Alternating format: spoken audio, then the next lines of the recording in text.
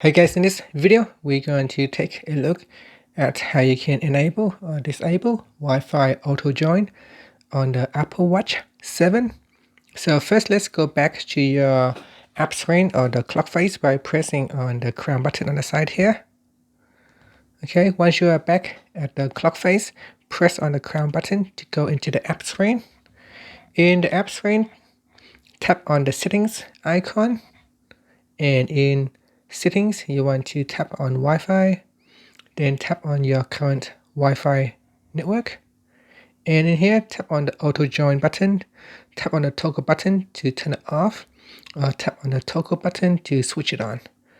And that's it. Once you have finished, you can tap on the back key here to go back to settings, or you can press on the crown button to go back to the app screen or back to the watch face.